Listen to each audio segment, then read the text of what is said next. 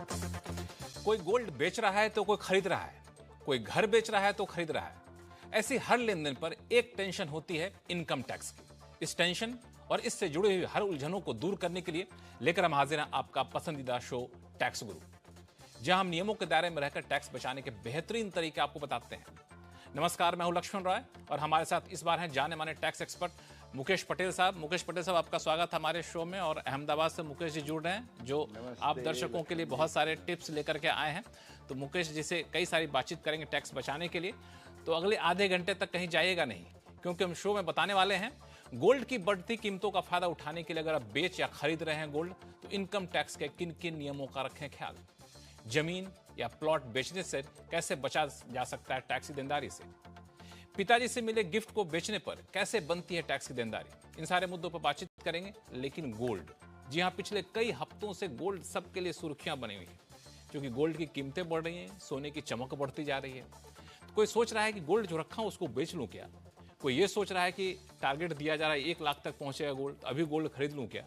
ठीक है, आप गोल्ड जो है बेचिए, रखिए, खरीदिए, वो आपके अलग अलग फाइनेंशियल एडवाइजर आपको सलाह देंगे। लेकिन इन सब चीज़ों में एक चीज़ को मत भूलिएगा, वरना सारी आपके फाइनेंशियल प्लानिंग धरी की धरी रह जाएगी। वो है आपको टैक्स। जी हाँ, आप खरीद रहे हो, बेच रहे हो, सब जगह आपको इनकम टैक्स या जीएसटी से पाला पड़ेगा। और इसको कैसे बचाएं और कैसे इसका ख्याल रखें, शो में सबसे पहले इसी पर बातचीत करेंगे। मुकेश पटेल साहब, गोल्ड, आपके अहमदाबाद में गोल्ड के शौकीन बहुत ज़्यादा होते हैं। मेरा सबसे पहला सवाल यह है कि बहुत सारे लोगों ने इस गोल्ड की बढ़ती कीमतों को देखते हुए लाया कि पता नहीं फिर गोल्ड की कीमतें गिर जाएं, इससे पहले कि बेच लो, बाद में खरीद लेंगे। तो कई लोगों ने गोल्ड बेच भी लिया है। तो सबसे पहला सवाल तो ये बताइए कि ये जो गोल्ड बेचे हैं उस पर टैक्स की देनदारी क्या कहती है। बिल्कुल लक्ष्मण जी, आपने सही बताया कि gold is like an all time high. 75,000 cross कर गया। एक और से आप बीएसई सेंसेक्स देखिए, 75,000 क्रॉस कर गया। यहाँ गोल्ड है वो 75,000 क्रॉस कर गया। I think this is phenomenal. अब सवाल बिल्कुल आपने सही पूछा है कि गोल्ड को बेचा जाता है तो हमें ख्याल ये रखना है कि उसको आम तौर से कोई भी इंडिविजुअल टैक्स पेयर जो होता है, वो जब गोल्ड बेचता है तो वो उसके लिए कैपिटल गेन्स की जिम्मेवारी होती है। और जैसे हम अक्सर हमारे शो में डिस्कस करते हैं कि कैपिटल गेन्स लॉन्ग टर्म भी हो सकता है, शॉर्ट टर्म भी हो सकता है। अगर आपने 3 साल से ज़्यादा गोल्ड होल्ड किया है और उस पर जो आपको लॉन्ग टर्म गेन भरना है, तो उसका रेट जो है वो 20% है। और अगर शॉर्ट टर्म में होता है तो short term is treated as your regular income. तो आपका जो भी रेगुलर स्लैब होता है, ज़्यादा से ज़्यादा 30% तक ये जा सकता है। वो आपको ख्याल रखना है। चूंकि आपने लॉन्ग टर्म शॉर्ट टर्म का हिसाब तो बता दिया, अब मुझे ये बताइए कि इससे बचने का भी कोई तरीका है क्या। देखिए, एक चीज़ है कि सबसे पहले तो ये जो लॉन्ग टर्म और शॉर्ट टर्म का, जो हम शॉर्ट टर्म में तो सीधी बात है, आपको अपना रेगुलर रेट ऑफ टैक्स आपकी खरीद कीमत और बिक्री कीमत के डिफरेंस पर भरना होता है। पर लॉन्ग टर्म अगर है तो लॉन्ग टर्म में आपको एक तो इंडेक्सेशन का फायदा जरूर मिल सकता है कि आपने ये कब खरीदा था या कब एक्वायर किया था, उसके हिसाब से जो इंडेक्सेशन के नियम हैं उसका फायदा अगर आप गिनते हैं तो आपका इफेक्टिव रेट है लक्ष्मण जी, वो 20% से कम आ सकता है।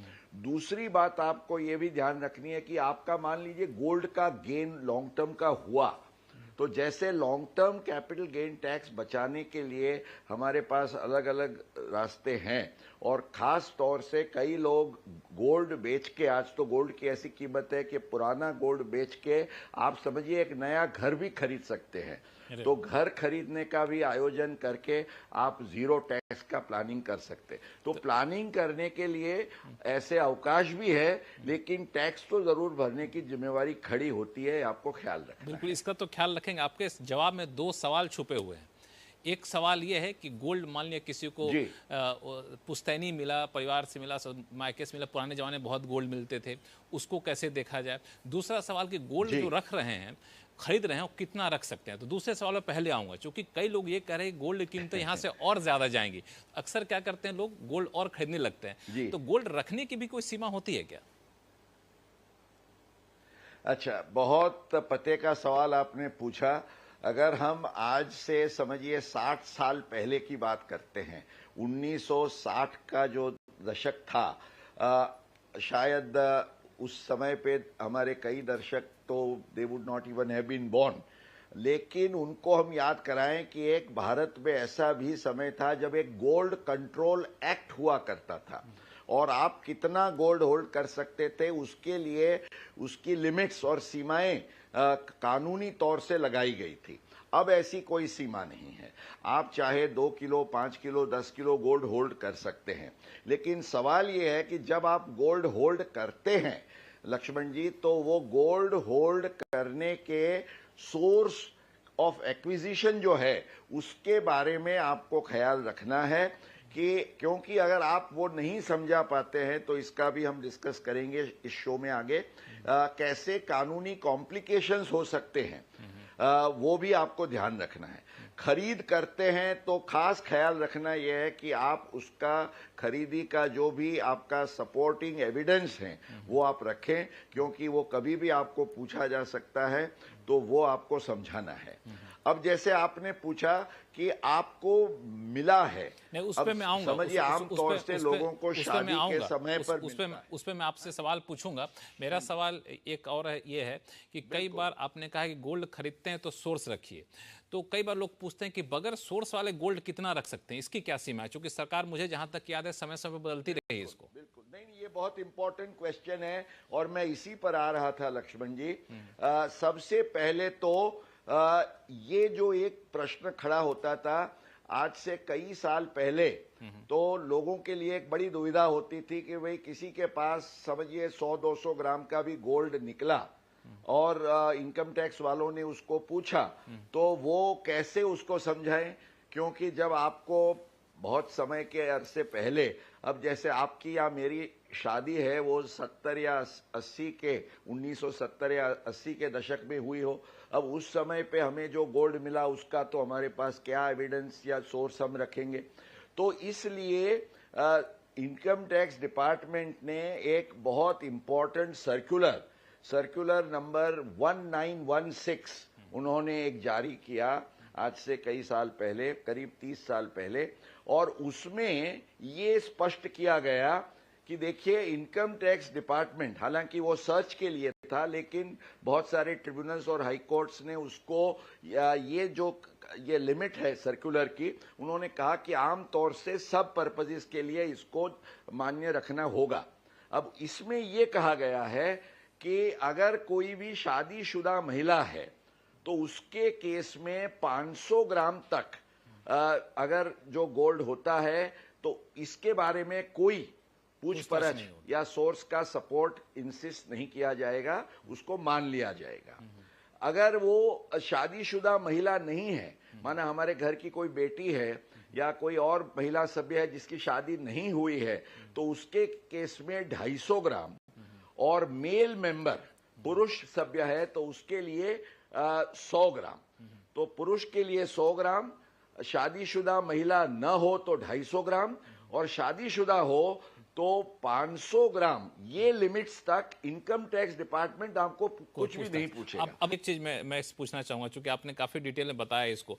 अब ये जो अनएक्सप्लेन्ड गोल्ड है, इसमें एक सवाल ये उठता है कि मान लिया जाए विरासत में मिला है गोल्ड, गिफ्ट में मिला है गोल्ड, तो संक्षिप्त में बताइए कि उसमें टैक्स कितना देना पड़ेगा वहां पे? देखिए, सबसे पहले तो लक्ष्मण जी, जो मैं सर्कुलर की बात कर रहा था उसमें आपने सवाल पूछा, एक मैं I take only half a minute to clarify further. वो सर्कुलर में ये भी कहा गया है कि ये जो लिमिट है जिसके पास कोई प्रूफ नहीं है, पर अगर आपने वेल्थ टैक्स का रिटर्न भरा है उसमें दिखाया है तो ज्यादा भी हो सकता है। अगर आपके फैमिली का स्टेटस आप समझा सकते हैं और उसके आधार से हैं तो ज्यादा भी हो सकता है। उसी तरीके से अगर आपको मान लीजिए गिफ्ट में मिला हो या इनहेरिटेंस विल में मिला हो, उसका आपके पास एविडेंस है तो ज्यादा रख सकते हैं। अब आपने ये पूछा कि जब मिलता है तो गिफ्ट के केस में हम 3 अलग अलग सिचुएशंस लेंगे। एक, आपको रिलेटिव की ओर से मिलता है तो उस पर कोई भी सीमा नहीं है। कोई भी रिलेटिव आपको कभी भी कितनी भी मात्रा में, और रिलेटिव कौन होता है हम शो में बहुत बार डिस्कस करते हैं, close relative can give you anything, आपको लेने पर कोई टैक्स नहीं है। दूसरा, अगर वो रिलेटिव नहीं है तो 50,000 की जो वार्षिक सीमा होती है विथ ऑल अदर एसेट्स, आपको कुछ गिफ्ट मिला हो वो ध्यान रखना है। लेकिन एक तीसरी सिचुएशन ये है कि मान लीजिए रिलेटिव नहीं है पर आपको अपने शादी के अवसर पर कुछ मिलता है गोल्ड, तो वो रिलेटिव हो या नॉन रिलेटिव हो, तो नॉन रिलेटिव से भी आपको मिलता है, उस पर कोई टैक्स नहीं है। और फाइनली इनहेरिटेंस या विल में आपको मिलता है तो इस पर भी जब आपको कुछ मिलता है कोई टैक्स नहीं है। मुकेश, एक सवाल ये है कि अब कोई गोल्ड, ये मुझे बता दीजिए, गोल्ड पे जीएसटी भी लगता है? कोई गोल्ड ऑर्नामेंट खरीदता है, गोल्ड खरीदता है तो उसको जीएसटी भी देना पड़ता है, और जब बेचते हैं तो उस पर जीएसटी कट जाता है, तो इसको कैसे मैनेज किया जाए, संक्षिप्त में बताइएगा। अभी ऐसा है लक्ष्मण जी, जब आप गोल्ड खरीदते हैं तो गोल्ड पर एक नॉमिनल जीएसटी का रेट 3% रखा गया है। हालांकि वो काफी एक रीजनेबल रेट है, मेरे ख्याल से इसके लिए कोई किसी को शिकायत नहीं होनी चाहिए।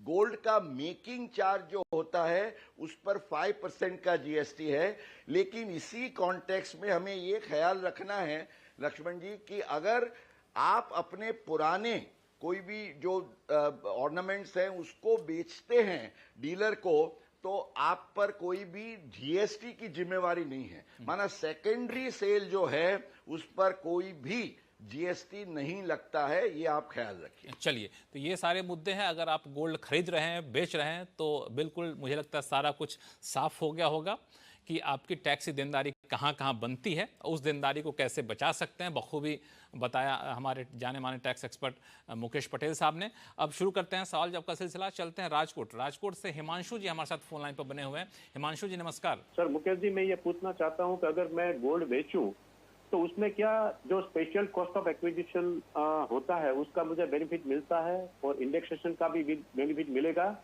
और दूसरा क्वेश्चन ये है कि अगर मुझे कुछ गोल्ड से कैपिटल गेन मिला तो वो इक्विटी लॉस के सामने एडजस्ट हो सकते हैं? ठीक है मुकेश जी। बिल्कुल लक्ष्मण जी, इनका क्वेश्चन बहुत सही है। आप आगे पूछ रहे थे, उसी इंडेक्सेशन के पॉइंट को हम थोड़ा एक्सप्लेन करें। अब देखिए, इसमें दो सिचुएशंस हो सकती है। एक तो आपने जब गोल्ड एक्वायर किया हो तो वो अगर 1 अप्रैल 2001 के पहले की एक्विजिशन डेट है तो आप अपना गोल्ड का एक्विजिशन फेयर मार्केट वैल्यू 1 अप्रैल 2001 की कीमत ले सकते हैं। हालांकि उस समय भी गोल्ड की कीमत काफी नीची थी, 4190। इनफैक्ट लक्ष्मण जी आप देखिए तो पिछले 23 सालों में 18 गुना 18 टाइम्स गोल्ड की प्राइस बढ़ चुकी है। तो इंडेक्सेशन के हिसाब से तो आपको करीब 3.5 गुना फायदा होगा, पर 18 गुना ये आपका रहेगा।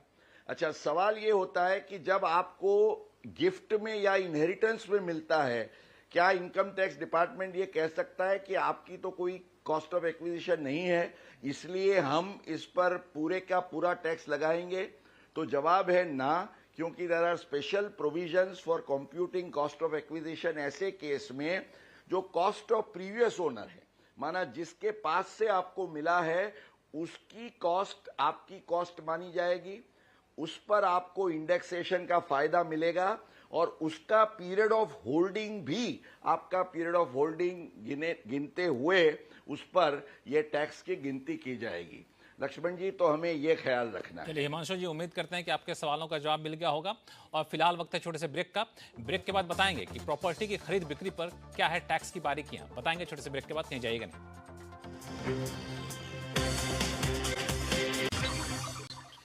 अब वापस चलते हैं सवाल जवाब के सिलसिले पर। गाजियाबाद से एमएस भाटिया साहब हमारे साथ फोन लाइन पर जुड़ चुके हैं। भाटिया साहब नमस्कार, क्या सवाल आपके पास? नमस्कार जी। नमस्कार, बताएं क्या सवाल है। मुकेश पटेल जी हमारे साथ जुड़े हुए हैं लाइव। मेरे पिताजी ने मुझे एक प्रॉपर्टी गिफ्ट करी थी और उस प्रॉपर्टी को सेल भी कर दिया है, और सेल करने के बाद हमने 2 प्रॉपर्टी परचेज करी है।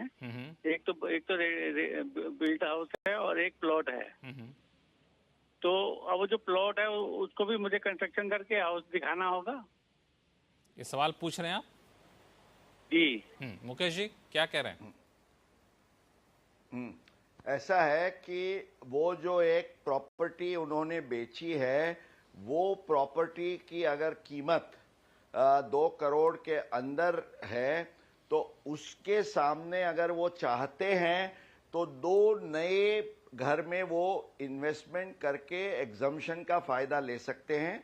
एक तो वो पूरा घर ही खरीद रहे हैं, और दूसरा जो है वो प्लॉट खरीद के उस पर कंस्ट्रक्शन करें लक्ष्मण जी, तो वो भी माना दोनों का इसके अंदर जो वैल्यू है उसके अंदर समावेश होते हुए वो सेक्शन 54 का फायदा ले सकेंगे और एग्जम्पशन का प्लानिंग कर सकेंगे। भाटिया साहब, आपके सवालों का जवाब मिल गया? जी सर, उसमें मुझे अगर कुछ अमाउंट बच जाता है, मामूली अमाउंट बच जाता है, तो उसके लिए मुझे कुछ करना होगा क्या? मतलब बिल्कुल भी टैक्स देना नहीं चाहते भाटिया साहब, बताइए क्या करें मुकेश जी? बचता है, देखिए आपका जो कॉस्ट ऑफ एक्विजिशन है और इंडेक्स कॉस्ट है, उतना तो आपको यूं भी सेट ऑफ मिलता है। माना ये जरूरी नहीं है कि जो पूरे की पूरी वैल्यू आपको आती है, क्योंकि आप सेक्शन 54 के दायरे में 54F में नहीं है, इसलिए वो इंडेक्स कॉस्ट तक का जो है वो आप कुशन रख के बाकी का इन्वेस्टमेंट ये 2 में करते हैं तो आपको कोई दिक्कत का कारण नहीं होगा। चलिए, उम्मीद करते हैं भाटिया साहब आपके सवालों का जवाब मिल गया होगा। मुकेश जी, आपका बहुत बहुत धन्यवाद सभी सवालों का जवाब बहुत ही बेहतरीन तरीके से आसान शब्दों में बताने के लिए। फिर से हाजिर होंगे आपके साथ अगले शो में, और फिलहाल के लिए दीजिए इजाजत। आपके पास कोई भी सवाल हो, चाहे इनकम टैक्स से जुड़ा हुआ हो या फिर GST से, तो आप हमें लिख भेजिए tax@moneycontrol.com पर। जी हाँ, tax@moneycontrol.com। इसमें अपना जब सवाल भेजते हैं ना, तो अपना नाम और मोबाइल नंबर लिखना ना भूलें, ताकि इसी तरीके से सीधे टैक्स एक्सपर्ट से आपकी हम बात करवा सकें। नमस्कार, देखते रहिए CNBC आवाज़।